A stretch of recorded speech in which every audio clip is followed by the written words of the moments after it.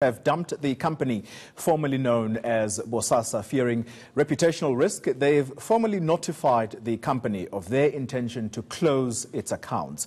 They'll do so by the end of this month. As a result of the bank's actions, Bosasa bosses have opted for voluntary liquidation. What does this mean when a company goes into liquidation? Well, joining us now is Faith Ngwenya from the South African Institute of Professional Accountants. Ms. Ngwenya, good morning to you. Thank you very much for making the time. What does it mean when a company goes into voluntary liquidation? Good morning. What it really means is that the company is now going to be winding its affairs, and which obviously means that they will be closing down their operations.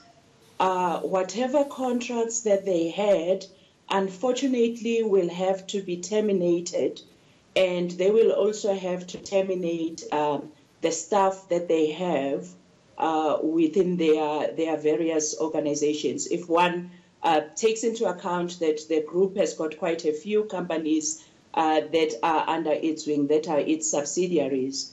So that is going to have an impact on the subsidiaries as well. So what will it mean then for its clients? For example, we know that this company has had a lot of contracts with government departments. What are the implications for those departments then? It's still very early days, but if a company goes into liquidation, it means all the contracts that they had with their clients are going to be terminated.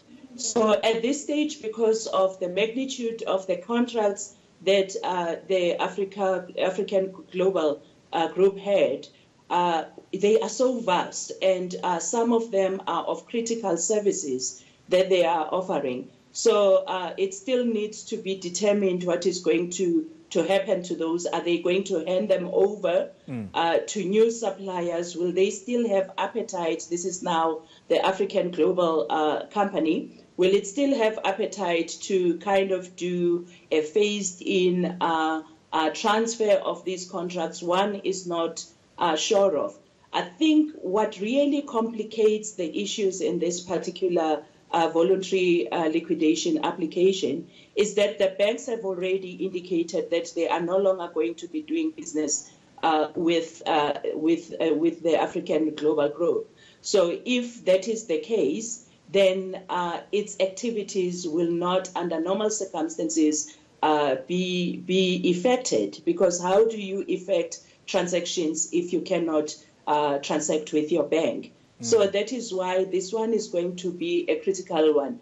Under normal circumstances, a voluntary liquidation is quite relaxed because the directors have time to plan.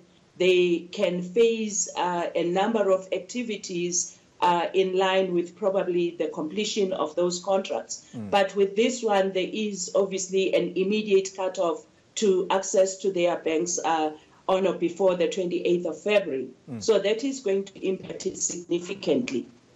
And it's interesting that you bring the bank element, which I was going to bring into this conversation. So you've mentioned already that they have been given until the end of this month, the 28th of February. How much time then will the liquidator have to wind up things?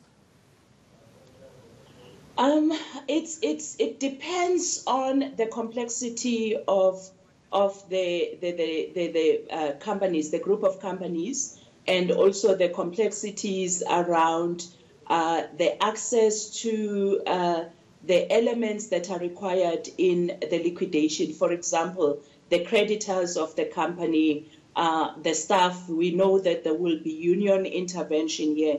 4,500 staff to be laid off. That's a huge. So it might actually take a longer process to wind up its entire affairs. But as I've indicated, that without access to money, then it means the company in any event cannot operate.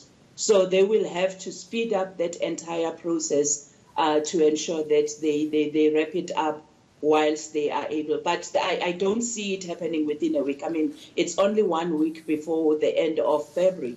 And if it is 1 week before the end of February, how do they then finalize the entire affairs? So that really is a major issue for the company. Faith Ngwenya, thank you very much for your time. She is with the South African Institute of Accountants in this country of South Africa.